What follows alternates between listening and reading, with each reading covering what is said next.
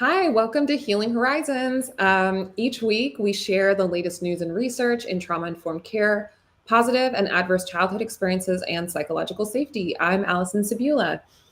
And hi, everyone. I'm Bree Twombly, and we both work at 10 Collective, where we are working to create a world where we genuinely care for one another.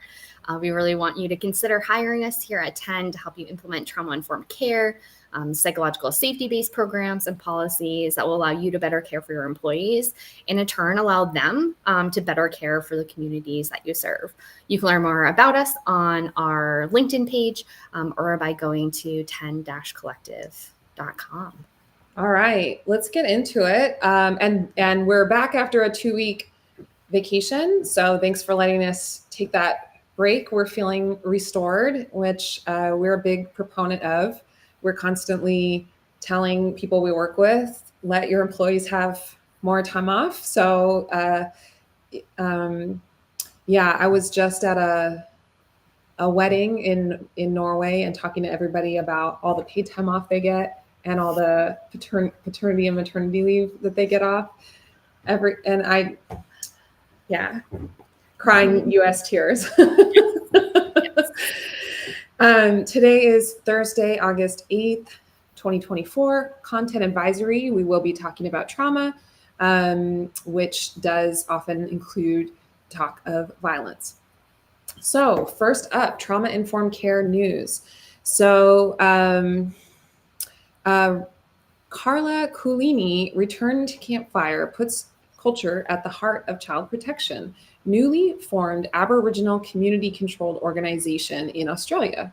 The Carla Coolini Aboriginal Corporation is offering community foster care to First Nations children and young people in care arrangements in Borlu.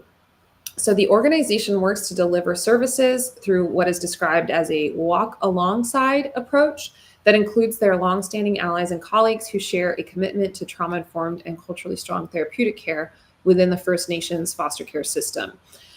When First Nations children and youth are unable to live with their birth parents, Carla Coolini works to support not only the child and youth, but also the foster carers in building their capacity and understanding. So the organization says this is achieved by bringing together the care team of the child and developing an extensive cultural plan. And that's something that we always look for in trauma-informed care interventions, is that they have to be culturally relevant. So this seems like it fits the bill.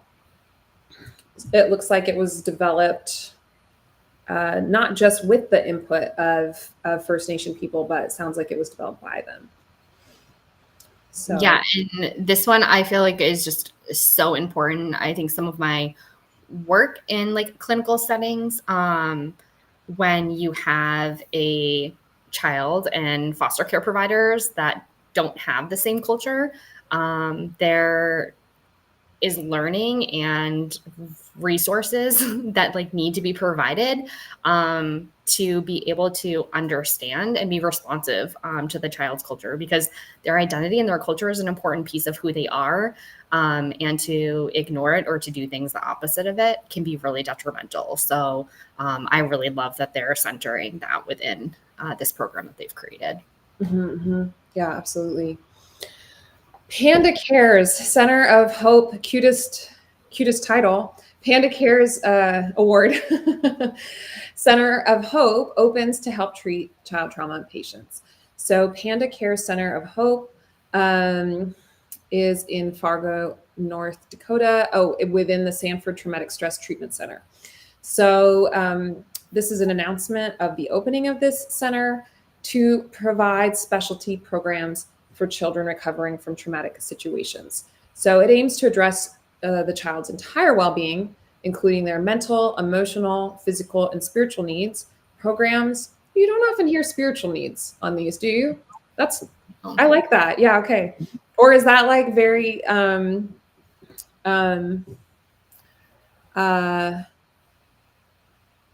was gonna say regional, but I mean just like almost like culturally sensitive, acknowledging that many people in the area might have a religious affiliation. So that's really cool. Yeah. Programs include therapeutic play, art therapy, meditation, and counseling services. So Panda Cares centers of hope across the country are made possible by donations from Panda Express. Oh, well, okay. Um, Funds raised in store and online at Panda Express benefit each store's local community. Wow.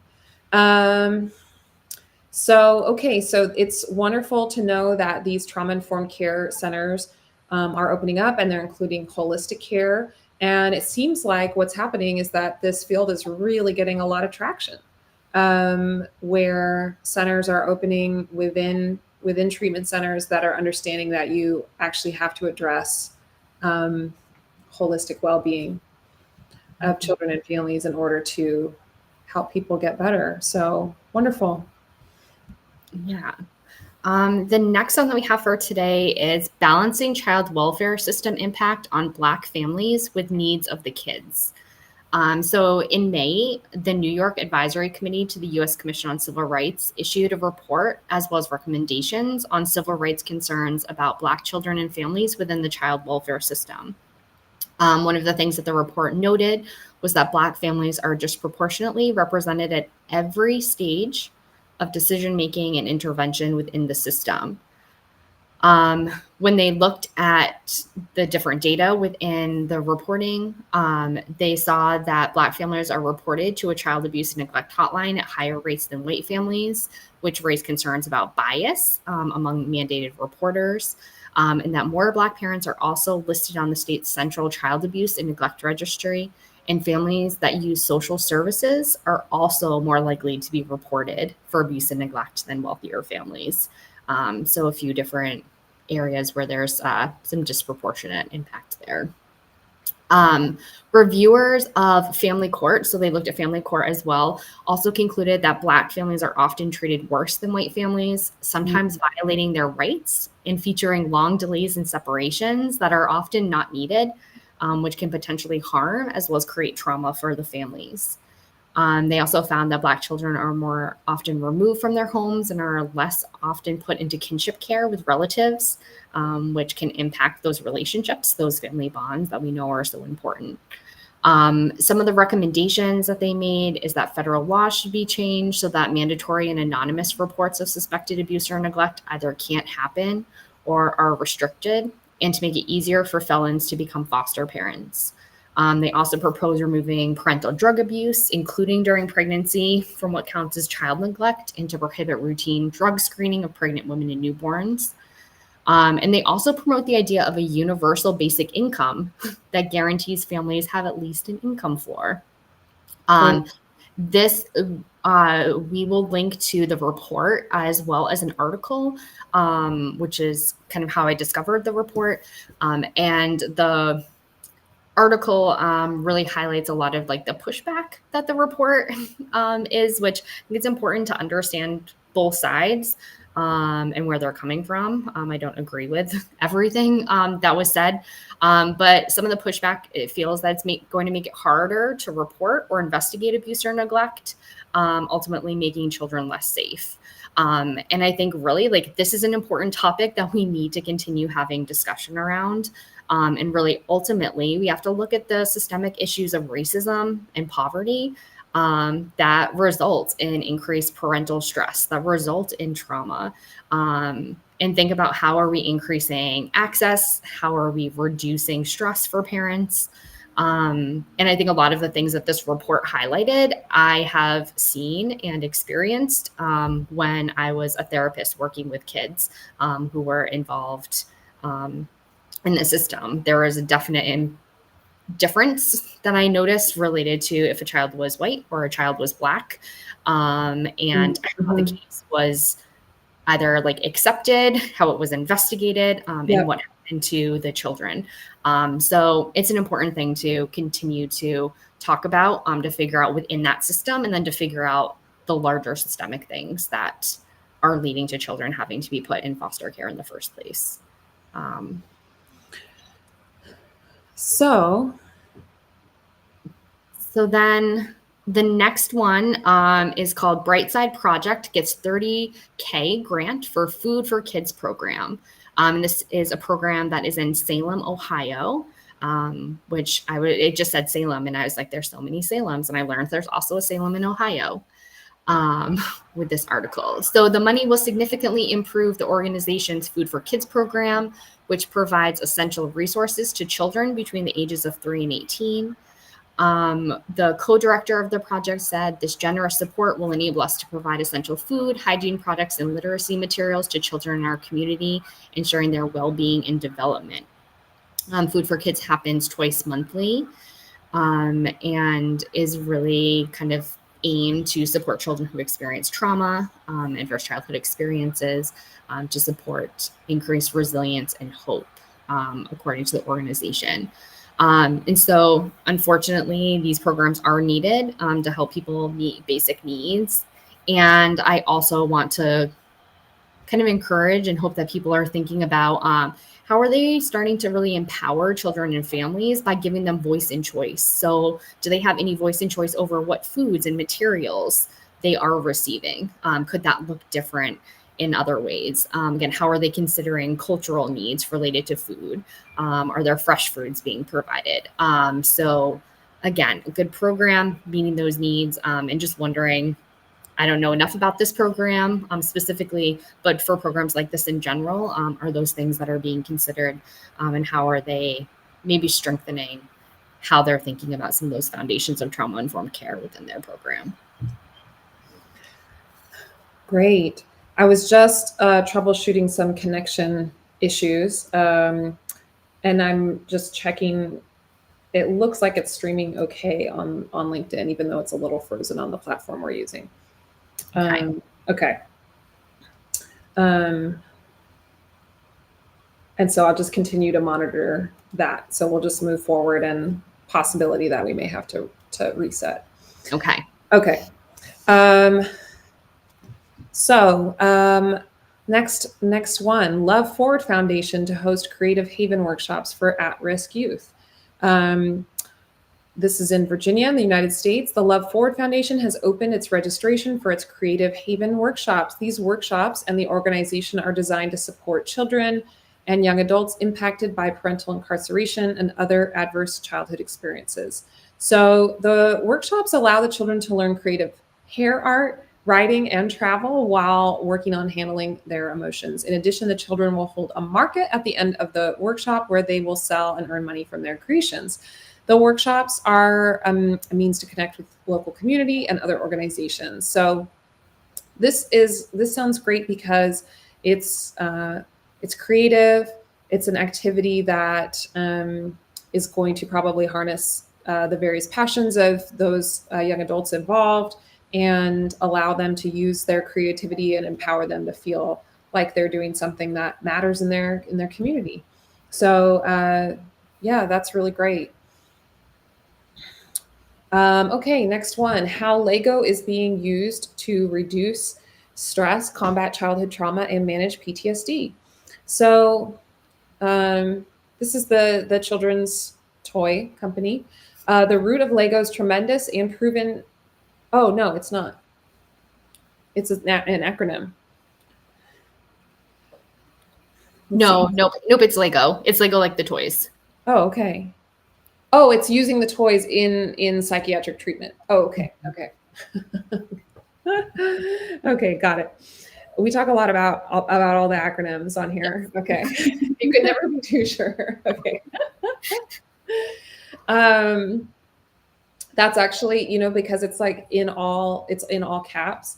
And our graphic designer, Mindy Atwood, was saying that it took her a long time before she realized that TEND was not an acronym because our logo is in all caps. So she's insisting that we redesign it in lowercase. So that could be coming soon. These are things that you don't think of when you're not a graphic designer. Yeah. Okay, the root of Lego's tremendous and proven psychiatric benefits lies in the ability to help individuals zone out while playing with them. Oh, I love to zone out. That's fantastic. For overstressed adults with challenging jobs, too many bills to pay, or who have suffered from episodes of trauma, Snapping together these little bricks mixed with the careful following of precise instructions allows their brain to refocus on something completely different. I did a lot of puzzles during the pandemic. So same thing. Yeah. Several trauma victims, including veterans with PTSD, said that Lego helps them to enter a Zen-like state. And others said it allows them to revisit feelings from their childhood in a safe and expressive manner. Love that.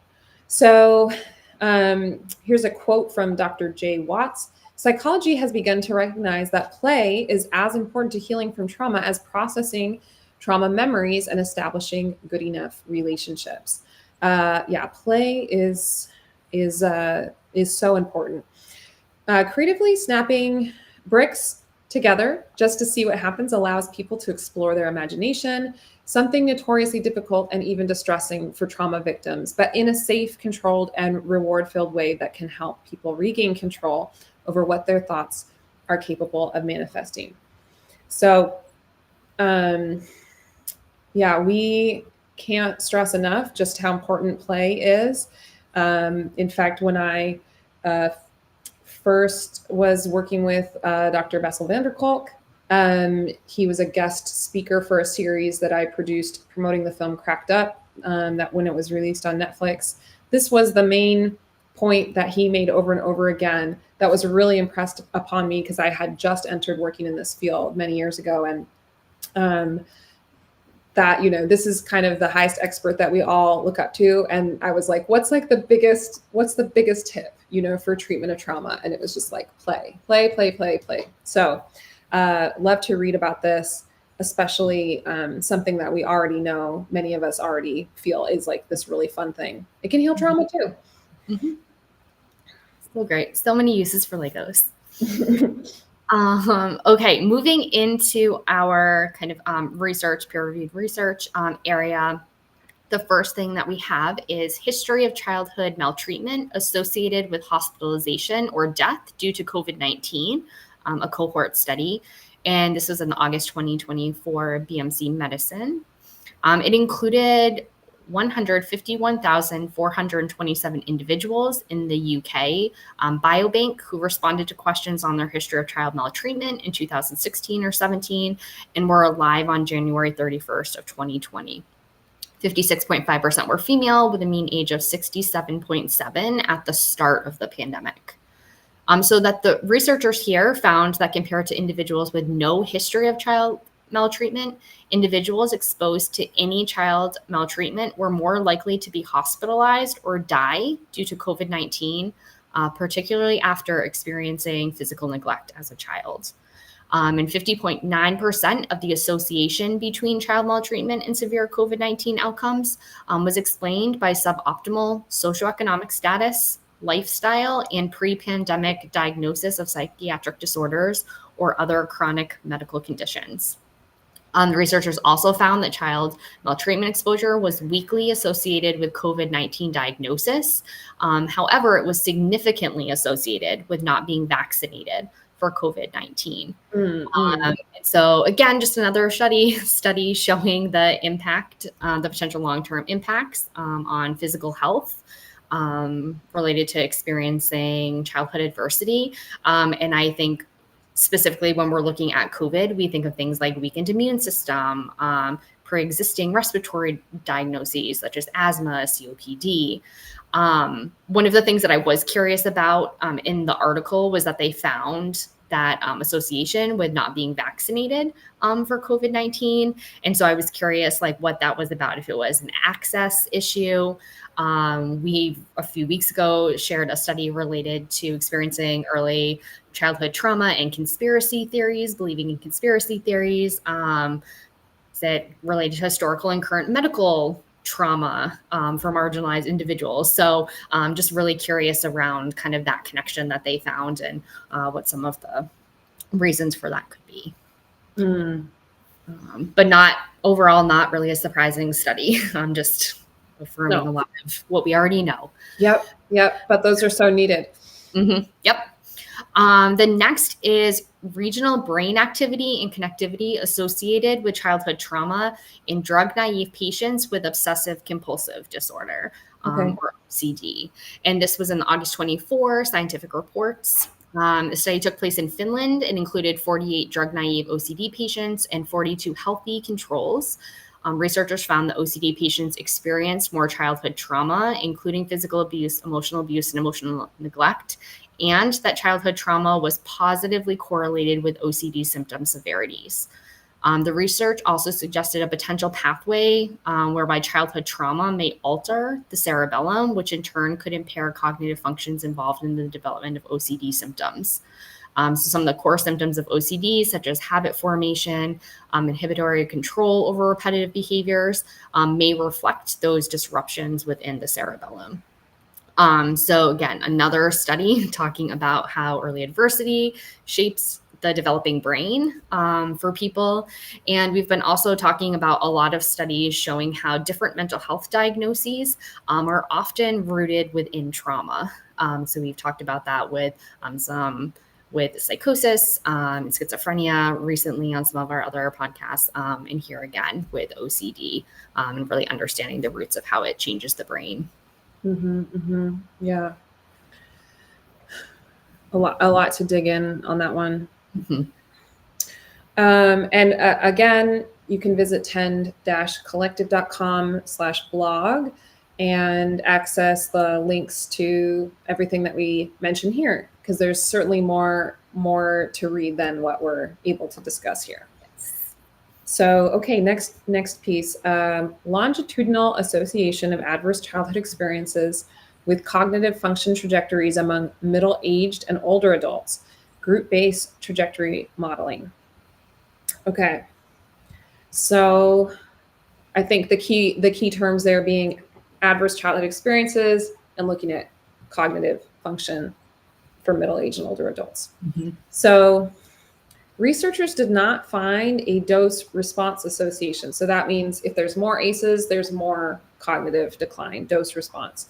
So researchers did not find a dose-response association between cumulative ACEs and cognitive decline. So a limitation noted by the study is that most study participants reported 0 or 1 ACEs. Okay, so if most study participants reported 0 or 1 ACEs, it will be impossible for this study to find a dose response association, because there's not going to be enough there. So that's important to note. The study did find specific ACE metrics were correlated with cognitive trajectories. The High Start Cognitive Functioning Stability group had higher initial cognitive scores in that state study. They often had higher education levels and were most impacted by sibling death. The Mid-Start Decline group had a moderate initial cognitive score that showed a gradual decline. Predictors of this group included parental death, physical abuse, and domestic violence. The Low Start Decline group had an initial low cognitive score that declined over time, considering age and childhood friendships. We suggest that the strengths of early life experiences, so residence and education, may underline optimized cognitive functioning. So this yet again supports that positive childhood experiences and having the right environment is a buffer to early childhood adversity. So yet another study showing that positive childhood experiences are important. I think I skipped over the fact that this was from Frontiers of Psychiatry, August 2024, and was done in China with 1,679 respondents. Okay, and that one was pretty technical sounding. So if you're listening and you're kind of like, I don't know that I understand, some of these can be a little hard, these studies are a little hard to understand. And that's why at 10 Collective, we do provide literature reviews that we can translate, meaning we can put them into language that's a little friendlier for use in grant applications or public health or social work program development. Strong bond with dogs related to lower distress among women with past trauma. Love to read that. That's yeah. I will read any news that supports that having dogs is good for your health. Yeah. The Journal of the American Medical Association. Okay, so and this is from India. Researchers recruited over 200 women, of which close to 79% were survivors of childhood physical or sexual abuse, with an average age of 60. The study found that a strong bond with pets, especially dogs, could help relieve anxiety and depression in women, especially those who've experienced childhood trauma. Researchers noted that a strong attachment with pets is linked to an insecure attachment style. Oh, that's interesting. I'm going to need to know more about that. So it's like almost like it's good to be attached to pets, but it could be too and then it reaches a point where it's not good anymore. Could mean something else. Okay, noted. It's complicated. I think when I think about it, I think about like dogs especially, like will pretty much love you no matter what, and Right. will be there for you. And like that relationship is a little less complicated than a human to human relationship. And so I think there's a different type of like safety and comfort within that relationship. Yeah. Can maybe meet some needs that other humans wouldn't be able to. Absolutely. Absolutely. Okay. Study reveals prevalence of child sexual abuse in religious settings. So this was in the Journal of Child Abuse and Neglect, August 2024. It is out of Australia. So they found that 1 in 250 Australians were sexually abused during childhood by a leader or other adults in a religious organization. And the research was led by Australian Catholic University. Nearly 3/4 of the reported cases occurred in Catholic-run organizations. They used data from Landmark Australian Child Maltreatment Study, which surveyed 8,503 Australians aged 16 and over about their experiences of maltreatment in childhood. The data showed that boys experienced more sexual abuse than girls by religious perpetrators, and almost all perpetrators were men. It showed that children were typically aged 7 to 11 when first sexually abused by religious leaders or other adults. And one of the researchers, Gabrielle Hunt, said, "We can learn from this data by understanding the heightened risk to boys in religious settings, addressing the role men are playing in harming children, and examining the ways in which toxic ideas about power, sex, and masculinity create harm for children." Yeah. And I really just love that quote when we're thinking about this. I think it's important to think about the role of power, to think about toxic masculinity.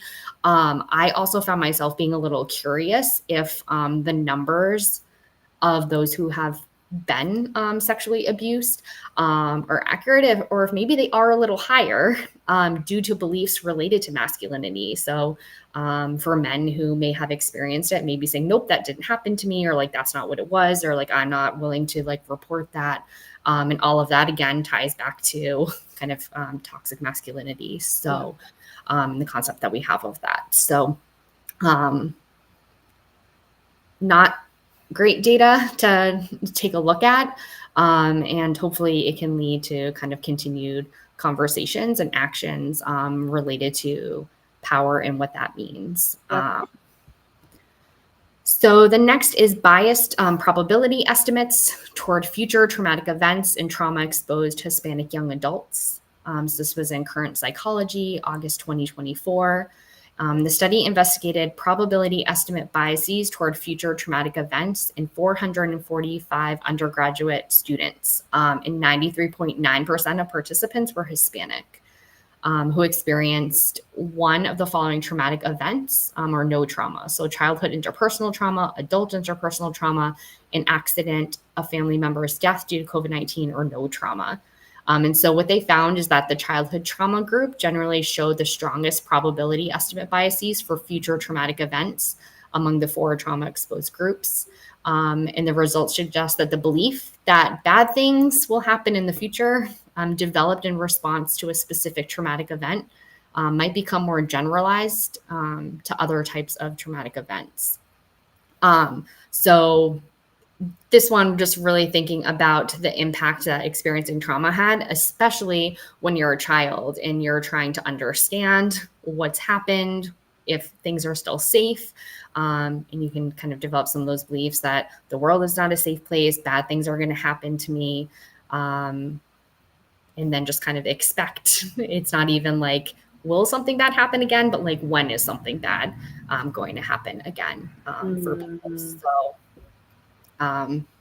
interesting study. And even though the majority of participants were Hispanic, it makes me just curious about how generalizable this is across different demographic groups. Absolutely. Yeah. Okay. It's always tough to read studies about child abuse, but they are needed so that we can move toward a future with less violence against children. So psychological safety news this week. So let's see, PSC as an organizational level determinant of working time lost and expenditure following workplace injuries and illnesses. So workers' comp study looks at the benefits of a robust psychosocial safety climate. So this is Safety Science, September 2024. Employers with strong psychosocial safety climates experience fewer days lost to work-related ailments, as well as lower injury costs. Results of a recent study out of Australia suggest. A positive psychosocial safety climate, according to researchers from the University of South Australia, can include safe and healthy working conditions for employees, supportive relationships with supervisors, organizations valuing workers' skills, job autonomy, and lower stress at work. So looking at workers' compensation data for 100 employers, totaling almost 13,000 claims. That's a lot of claims. The researchers found that those with better psychosocial safety climates had an average of 68 days lost because of injury, which compared with 177 days for the organizations with psychosocial safety climates categorized as very low. That's a huge difference. Wow. We say that a lot here at 10 Collective, and that's why we do the work that we do to help your organization become trauma-informed, not just for the people that you are serving, not just for the children and family you serve, but also for your employees. And this just supports exactly what we're saying. You are going to see less time taken off, more engagement, a happier and healthier employees. So, wow, what a great study. And so then I'm wondering, so our next piece is workers' compensation insurance news includes a note about mental illness. And I'm wondering if this was inspired at all by this workers' compensation report that came out of Australia. So this piece was actually forwarded to me by my mom, who is an employer and has to have workers' compensation insurance. So this was a news piece about insurance trends in workers' compensation that included something about mental health. So as a trend. So many states have or are in the process of enacting legislation that expand workers' compensation coverage to include job-related mental health conditions. Workers may be able to receive benefits for mental health concerns occurring in the scope of employment and stemming directly from their job responsibilities. So this means that insurance can now cover harm caused by your employment. Coverage for post-traumatic stress disorder among emergency dispatchers and first responders has been the main focus of this evolving legislation. So far in 2024, 5 additional states have introduced or are considering workers' compensation laws that include PTSD-related presumptions for these types of employees. Such presumptions generally indicate that certain conditions are more likely to affect workers facing heightened physical and emotional demands on the job, and outline detailed standards for proving that these conditions were clearly caused by employment. Therefore, these laws could widen employers' workers' compensation liabilities and fuel an increase in claims and associated costs going forward. So it's interesting because workers' compensation insurance can be a really big cost for small businesses. So it's interesting to note that as we try to make workplaces more psychologically safe and have more of these things covered, this could increase insurance costs for and which could be an issue for small businesses. And on the other hand, this is providing much bigger incentive to make sure that workplaces are psychologically safe and that there is enough treatment for secondary traumatic stress or PTSD caused by these constant exposures to traumatic events through the workplace. So it's great that this is trending. There's a lot of implications, a lot of things that to think about. So it's great that that's finding its way to my my mom, small business owners inbox. So thanks, Mom. So great. Thanks so much, everyone, for tuning in with us today. We're glad to be back. We will see you